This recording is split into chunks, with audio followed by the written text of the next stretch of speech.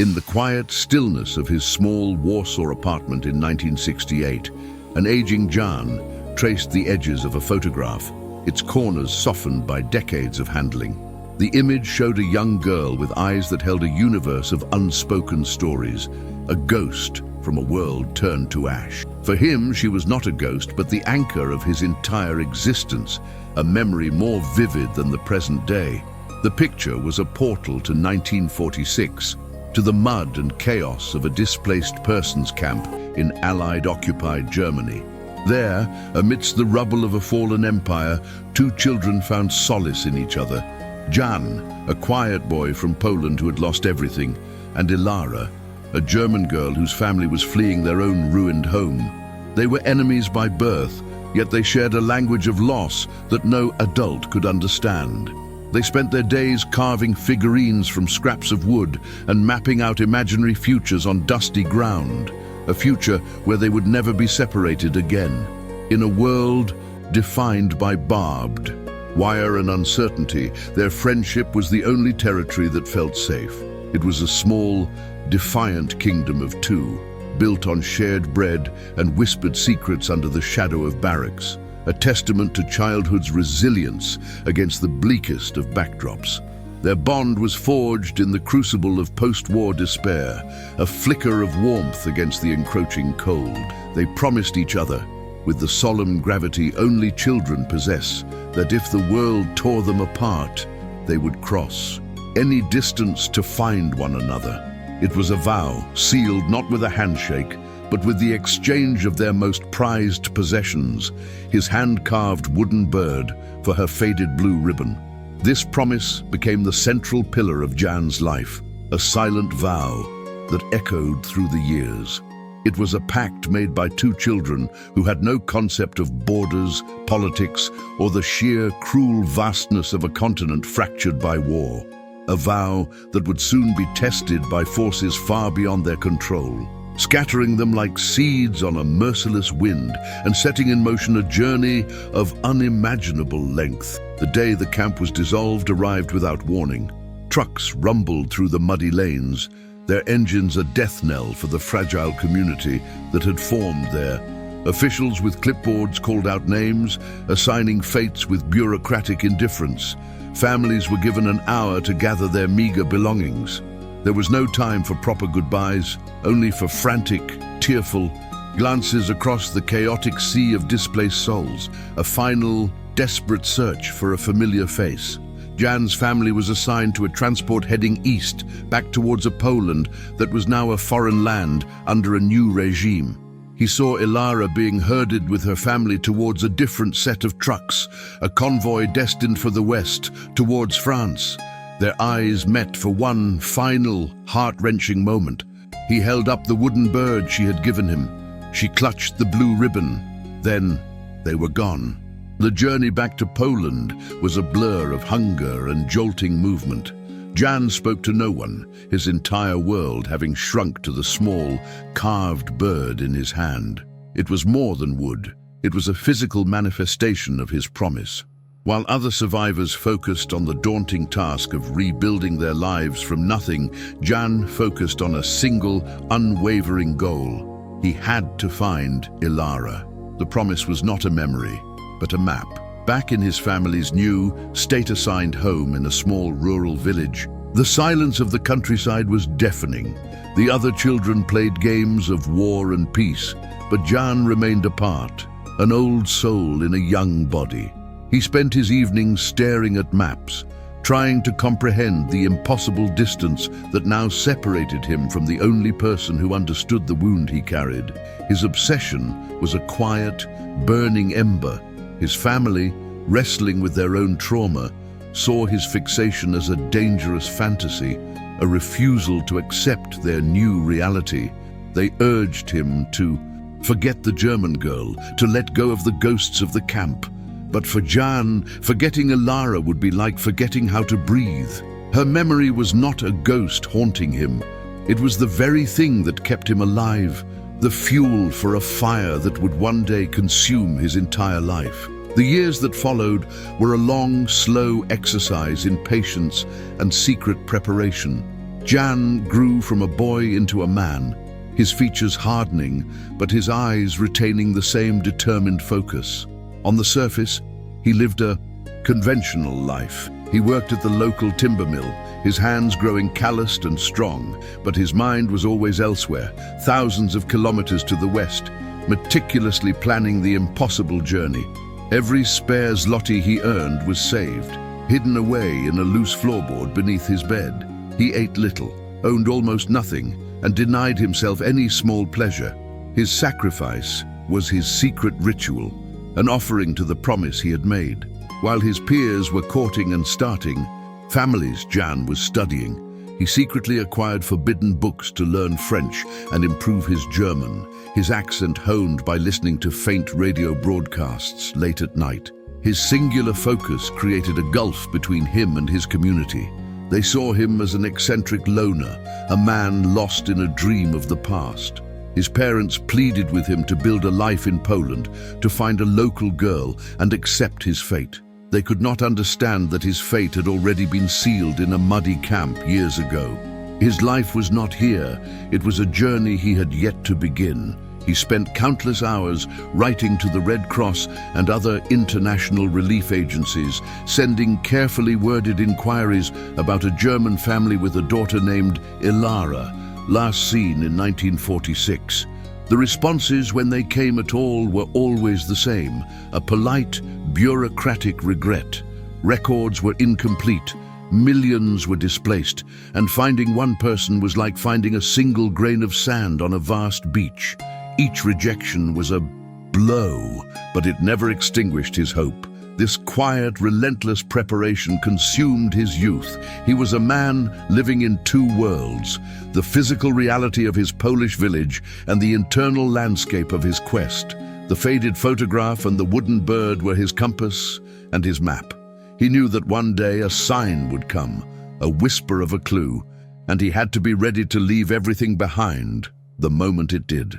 The sign finally came in the spring of 1957, nearly a decade after his quest began. It arrived not in an official envelope from the Red Cross, but tucked inside a mundane family letter from a distant aunt who had settled in France. In a passing comment about her new life, she mentioned a German family who had briefly rented a room in her building years ago. The daughter, she wrote, was a quiet girl named Ilara. The words leapt off the page, a jolt of electricity through Jan's soul. The letter said the family had moved on years ago, heading south, but it provided a location, a small industrial town in the Alsace region of eastern France. It was the first tangible thread he had to pull in a decade of searching.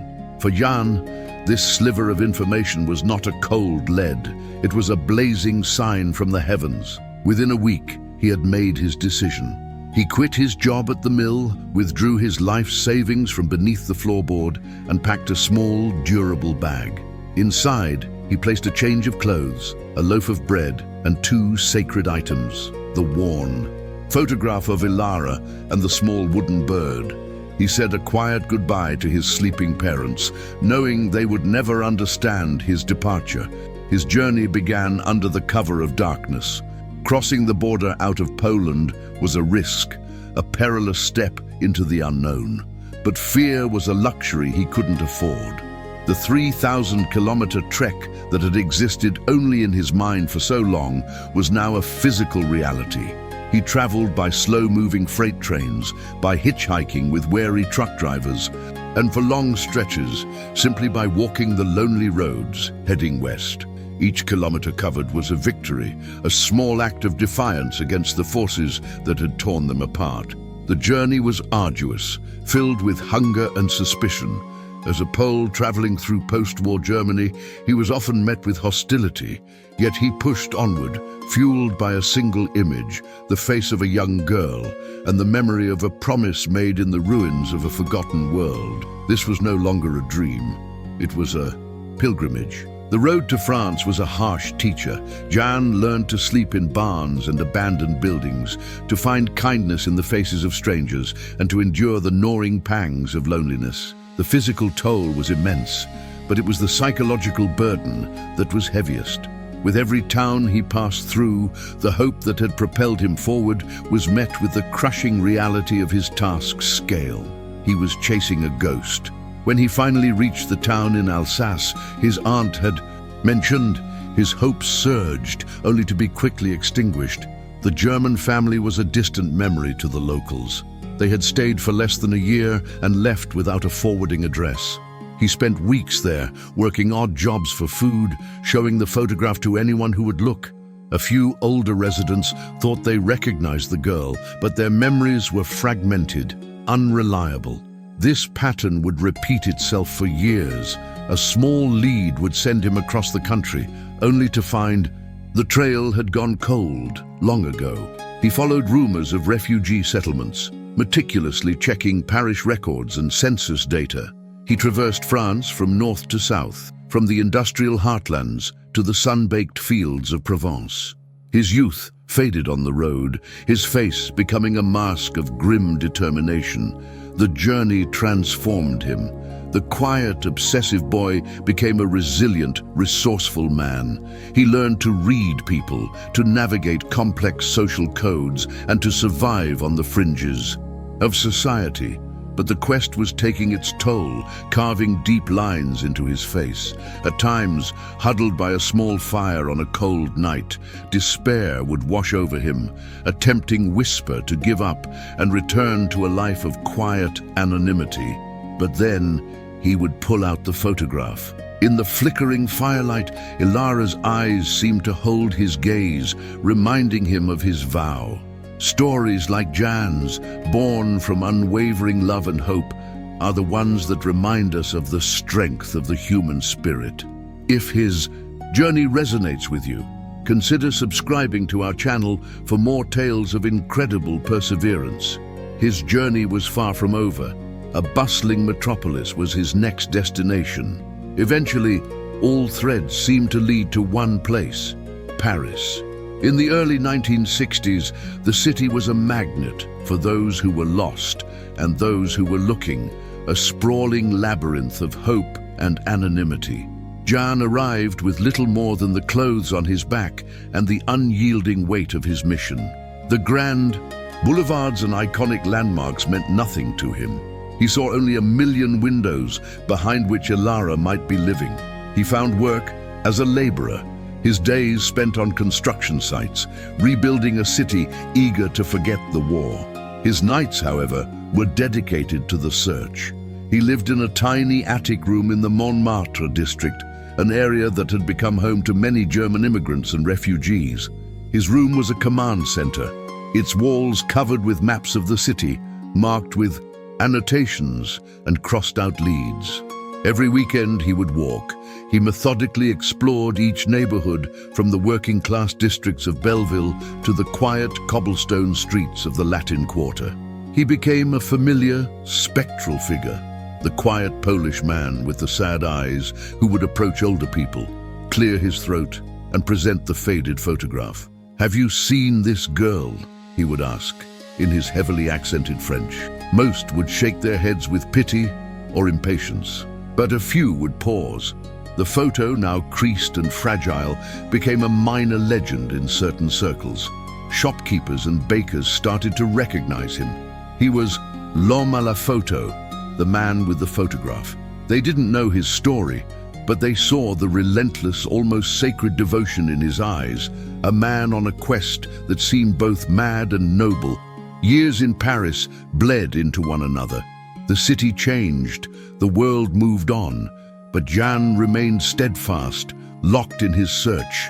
He was a man out of time, his life's purpose still tied to a promise made in 1946. The hope that had once been a blazing fire was now a stubborn, glowing ember, refusing to be extinguished by the passage of time or the overwhelming indifference of the vast city. One cold autumn afternoon, after nearly 5 years in Paris, Jan entered a small German bakery in the 13th arrondissement, a place he had visited many times before. The owner was an elderly woman named Greta, her hands dusted with flour and her face a roadmap of a difficult life. He showed her the photograph as he always did, expecting the usual sympathetic shake of the head. But this time she squinted, taking the picture from him. She stared at it for a long time, her expression unreadable. "I do not know a girl named Ilara," she said slowly, her German thick. "But I know this scar." She pointed a flowery finger to a tiny, barely visible mark above the girl's left eyebrow in the photograph. There was a family, the Schmidts. They came here after the war. The daughter, Anneliese, had a scar just like this from a fall. Jan's heart hammered against his ribs. It was possible Ilara's family had changed their name to avoid anti-German sentiment, a common practice. He listened, breathless, as the old baker recounted what she remembered. The Schmidt family had been quiet, haunted by the war. They didn't stay long in the loud, unforgiving city. They craved peace, she said, and had spoken of moving south. They went to a small village near the Pyrenees, Greta continued, her voice soft with memory. A place called Arles-sur-Tech. It's on the border with Spain. They wanted to be as far away from Germany, from everything as they could get. She scribbled an address on a piece of parchment paper, the last known address she had for them, from a Christmas card sent over a decade ago. Holding the paper, Jan felt a tremor run through his entire body. It was the most concrete lead he had ever had. After 20 years of searching, of chasing whispers and shadows across a continent, he had a name and a place. The journey was not over, but for the first time, he could see an end to the endless road. He was no longer chasing a ghost. He was chasing a woman named Anneliese Schmidt. The final leg of his journey was filled with a nervous energy that was almost painful. Jan, now a man of 40, with graying hair and the weathered face of a lifelong traveler, took a train south. The French countryside blurred past his window, but he saw none of it. He saw only a young girl's face and replayed a 2-decade-long quest in his mind. He finally arrived in the quiet, sun-drenched village of Arles-sur-Tech. He found the address easily, a small stone cottage with a garden of blooming flowers. His hand trembled as he knocked on the wooden door. It was opened by an elderly woman with the same striking eyes he recognized from the photograph. He didn't need to speak. He simply held out the picture. The woman gasped, her hand flying too. Her mouth as tears welled in her eyes. "Anneliese," she whispered. She invited him in, and over glasses of water the story finally unspooled. She was Ilara's mother. They had changed their names to escape the past. Ilara, or Anneliese, as she was later known, had never forgotten the Polish boy from the camp. She spoke of him often, always wondering what had become of him. She had kept his blue ribbon, faded and tattered, in a box of treasures her entire life. Then came the final, devastating truth. Ilara had contracted a severe fever and passed away just a year after they had arrived in the village. She was only 12 years old. The peace they had sought had come too late for her. Her mother led Jan to the small churchyard behind the cottage. There, under a cypress tree, was a simple headstone, Anneliese Schmidt, our beloved daughter. Jan stood before the grave, the emotions of a lifetime washing over him. He had crossed a continent, dedicated his life to a single purpose, only to find it had ended long ago. He reached into his bag and took out the small, smooth wooden bird. With a final, silent farewell, he placed it gently on the stone. He had not found the woman he had longed for, but he had found the end of his road. The promise was, at last, kept.